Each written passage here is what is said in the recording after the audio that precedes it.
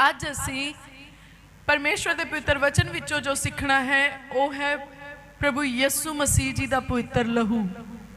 Hallelujah. बहुत बारी असी प्रभु यीशु मसीह जी के पवित्र लहू के बारे में सीखते हैं, पर जिन्नी बारी भी सीखते हैं मैनू इदा लगता है जिवें हर बारी कुछ नवा समझ विच आउंदा है। हर बारी परमेश्वर का वचन सानू नवे तरीके दे नाल सिखाउंदा है। हर बारी परमेश्वर का वचन सानू अंदरों समझाउंदा आ, सानू अंदरों साफ करदा आ ते सानू नवे बल दे नाल भरदा आ। हालेलुया।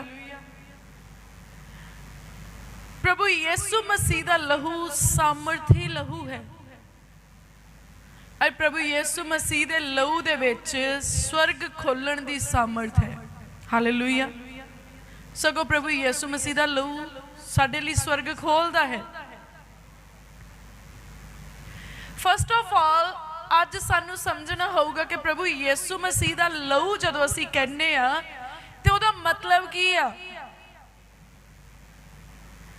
असीं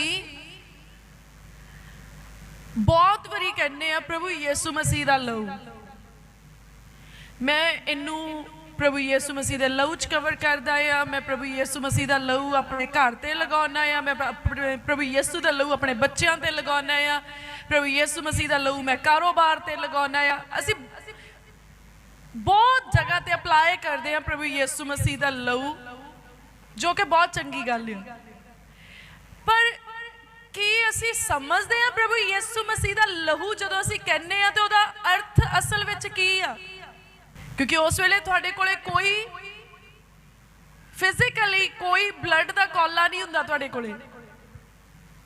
तुसीं शब्द बोलदे आ जां असीं भी शब्द बोलदे आ ते असीं शब्दां दे नाल प्रभु यीशु मसीह दा लहू अप्लाई करदे आ।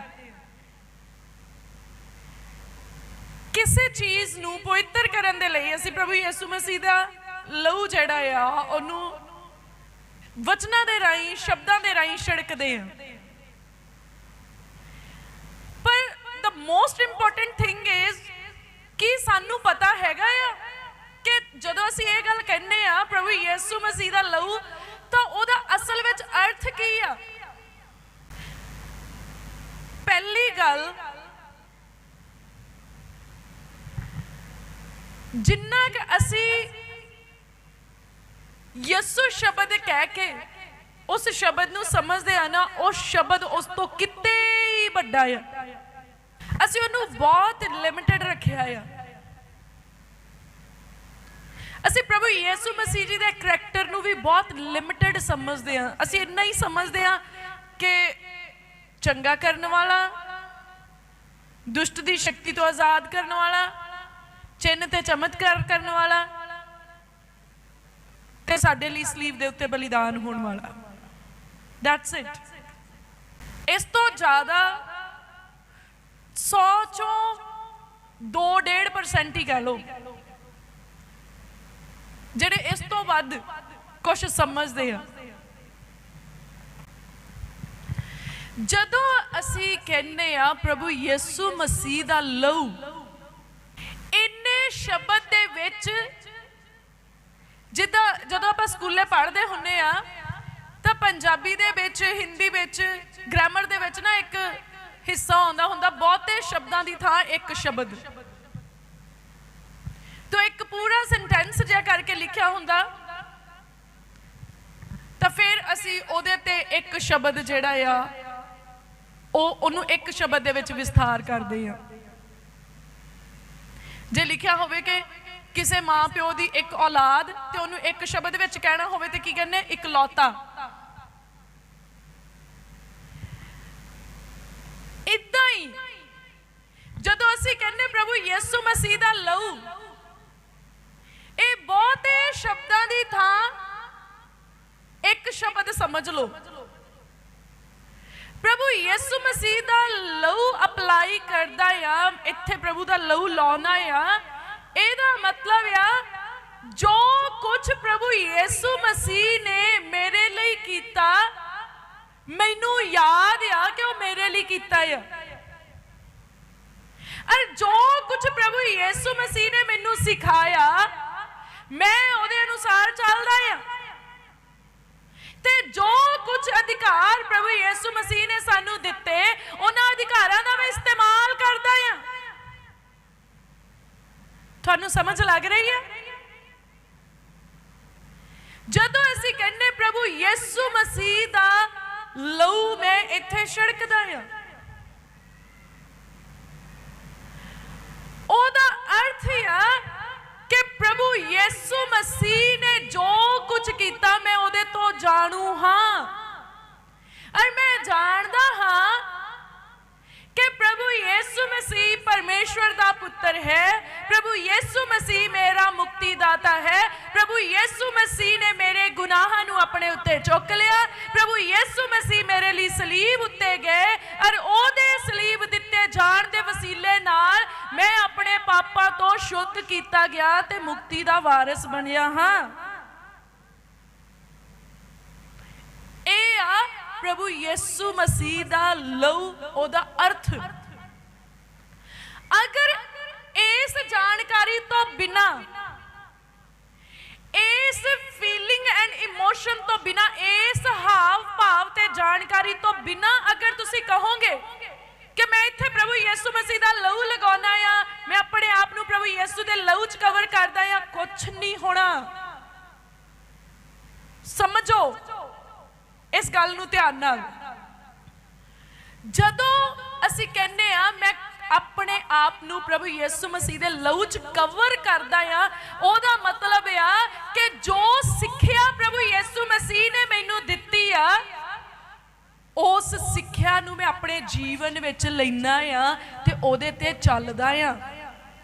जदों असीं कहने प्रभु यीशु मसीह दे लहू नूं मैं अपने उत्ते लगाउणा आ, ਉਹ ਆ ਮੈਂ ਉਹਦੀ ਦਿੱਤੀ ਸਿੱਖਿਆ ਨੂੰ ਮੰਨਦਾ ਆ। ਦੇਖੋ ਅਗਰ ਤੁਸੀਂ ਸਿਰਫ ਕਹਿੰਦੇ ਆ ਕਿ ਪ੍ਰਭੂ ਯਿਸੂ ਮਸੀਹ ਦਾ ਲਹੂ ਮੈਂ ਲਗਾਉਣਾ ਆ ਪਰ ਤੁਸੀਂ ਪਾਪ ਕਰਨਾ ਨਹੀਂ ਛੱਡਿਆ, ਤੁਸੀਂ ਝੂਠ ਬੋਲਣਾ ਨਹੀਂ ਛੱਡਿਆ, ਤੁਸੀਂ ਚੁਗਲੀਆਂ ਕਰਦੇ ਆ, ਚੋਰੀਆਂ ਕਰਦੇ ਆ, ਬਦਫੈਲੀਆਂ, ਬਦਮਸਤੀਆਂ, ਵਿਭਚਾਰ ਕਰਦੇ ਆ, तो तुसी जिन्नी वरी मर्जी बोली जाओ कि मैं प्रभु यीशु मसीह दा लहू लगाउणा आ, कुछ भी तुहानू रिजल्ट नहीं मिलना, ओहदा तुहानू कोई फायदा नहीं होना। ये कहना कि मैं प्रभु यीशु मसीह दा लहू अपने उत्ते लगाउणा आ, ਇਹਦਾ अर्थ ही ਇਹ ਆ कि मैं अपने आप ਨੂੰ उस ਸਿੱਖਿਆ ਵਿੱਚ ਲੈ ਕੇ ਆਉਣਾ ਆ जो प्रभु यीशु मसीह ने मैनू जींदे जी दित्ती ते जेड़ी सिੱਖਿਆ मैनू देंदियां देंदियां ਉਹ बलिदान हो गया मेरे गुनाहां ਨੂੰ अपने उत्ते ਚੱਕ के। सानू समझाउण दी, सानू सिखाउण दी, सानू बचाउण दी ते साडा रिश्ता परमेश्वर नाल जोड़न दी प्रभु यीशु मसीह नूं एक बहुत वड्डी कीमत अदा करनी पई आ। कोई छोटा मुल नहीं भरिया।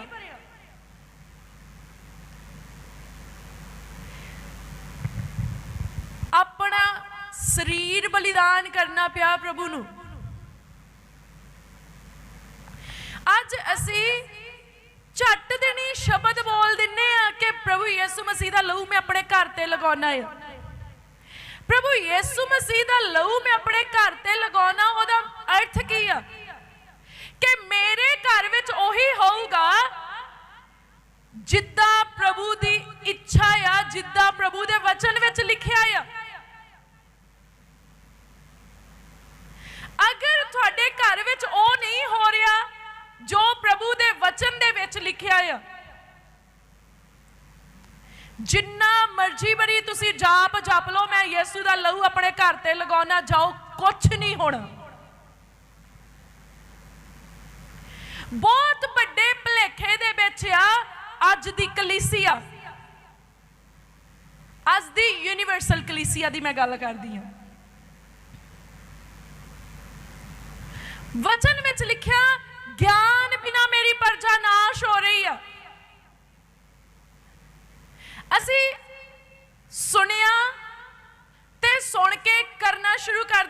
बोलना शुरू कर दिता उदा ही, बिना उसके लॉजिक नूं समझिया, बिना उसके पिछे दे तर्क नूं समझिया। सानू सिर्फ शब्दां नाल लहू अप्लाई नहीं करन दी जरूरत,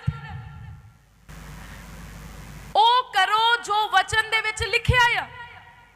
मान लो कि तुसी सवेर नूं कहा कि मैं प्रभु यीशु दा लहू अपने घर दे दरवाजे उत्ते लगाना है, पर तुसी अपने घर दे अंदर कोई गलत धंधा शुरू किया होवे, तुसी की सोचते हैं क्यों परमेश्वर दी नजर विच ठीक होएगा? जो कहना आ ओनू करना आ। ये कहना कि मैं सिर तो पैरों तक प्रभु यीशु दे लहू विच ढकिया होया आ, इहदा अर्थ समझदे हो कि मेरे दिमाग तो लैके मेरे तन मन तन दे अंदर जो सोचा विचार ते जो मेरे प्रैक्टिकली दिखण वाले काम आ, वो सारे उदां दे आ जिद्दां दे वचन विच लिखे होए आ।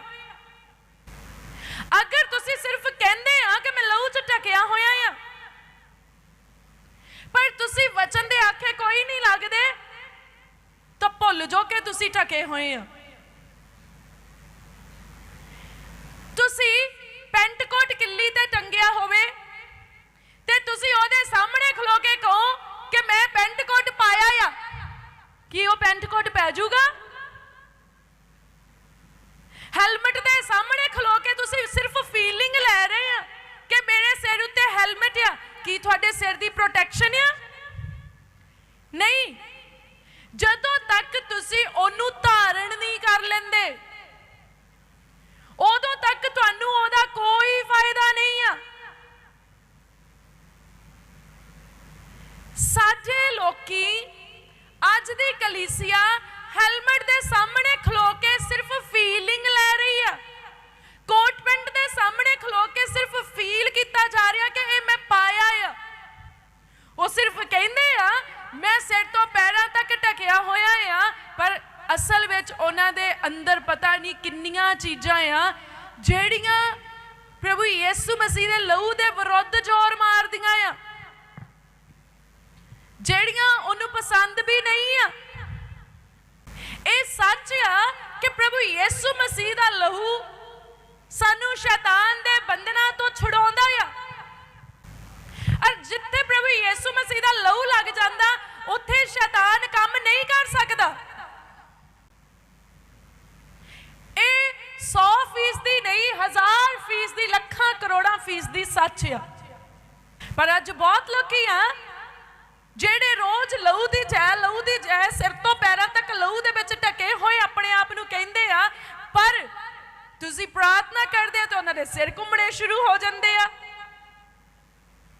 और रोलिंग करदे आ, थल्ले लैटदे आ, चीकां बजदियां आ, और बहुत सारे आ जिन्हां दे नाल इदां दा कुछ भी नहीं हुंदा, पर फिर भी दुष्ट आत्मे सुपनियां विच आण के उन्हां नाल दुष्कर्म करदे आ, शरीरक संबंध बना रहे आ दुष्ट आत्मे उन्हां दे नाल। उन्हां दे घरां दे बड़े बड़े नुकसान हो रहे आ, उन्हां दे बच्चियां दे नुकसान हो रहे आ, उन्हां दी अपनी लाइफ दे विच जिहड़ा आ तबाही मची होई आ। फिर क्यों नहीं प्रभु यीशु मसीह दा लहू उन्हां नूं प्रोटेक्ट कर रहा? क्योंकि सिर्फ कहण दे नाल नहीं होना, जिथे यीशु दा लहू लगूगा उत्थे आजादी होगी। दुष्ट आत्मा किथे काम करदा है? जिथे अनाज्ञाकारी है। अगर तुसी वचन दी अनाज्ञाकारी करदे हो,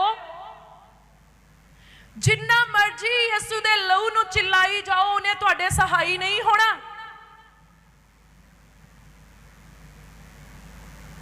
यीशु दे लहू नूं अपने उत्ते लगण दिओ, भाव उहदे वचन नूं अपने जीवन विच अप्लाई करो, उहदे वचन दे अनुसार जीना शुरू करो।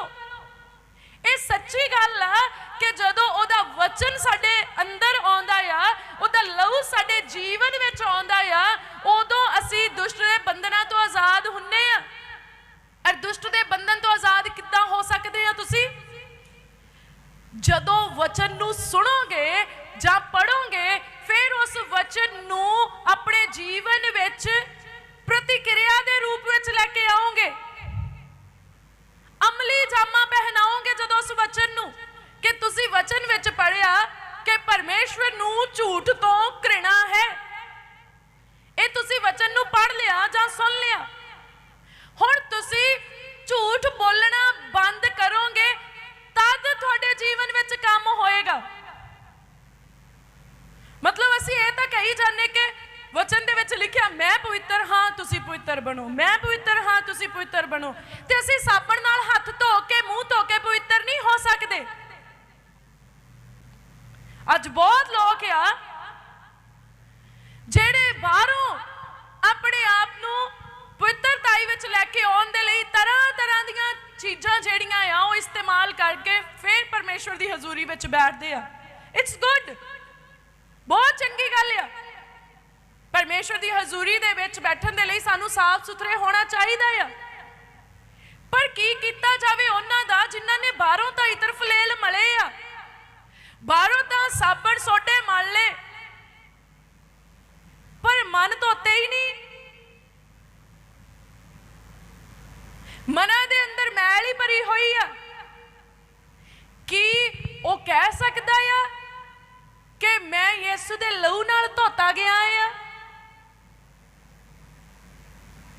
वचन च की लिखिया ओदा लहू सानू धो के सारियां बुराइयां तो शुद्ध करदा आ। कादे तो शुद्ध करदा आ? सारियां बुराइयां तो शुद्ध करदा आ। भाव जदों असीं उहदे वचन नूं लैने आ, क्योंकि वचन प्रूव करदा कि प्रभु यीशु मसीह वचन आ। जदों असीं यूहन्ना दी किताब दा पहला अध्याय पढ़दे आ तो उहदे विच लिखिया आ कहंदा असीं ओहदा तेज पिता दे इकलौते जिहा डिठा। केदा तेज? जेदे बारे विच पहलियां ही आयतां विच लिखिया आद विच शब्द सी, शब्द परमेश्वर दे संग सी, शब्द दे द्वारा सबो कुछ रचिया गया, एक भी चीज रचना विच शब्द तो बिना ना रची गई, शब्द ही परमेश्वर सी। और उसे शब्द दे बारे विच की लिखदा असां ओदा तेज पिता दे इकलौते जिहा डिठा। प्रभु यीशु मसीह शब्द आ। शब्द सानू धो के सारियां बुराइयां तो शुद्ध करदा आ। वचन सानू धोंदा आ। वचन नू अप्लाई करना मतलब प्रभु यीशु मसीह दे लहू नू अप्लाई करना आ। अज तो सिर्फ जुबानी कलामी नहीं, हकीकत विच प्रभु दे लहू नू अप्लाई करो।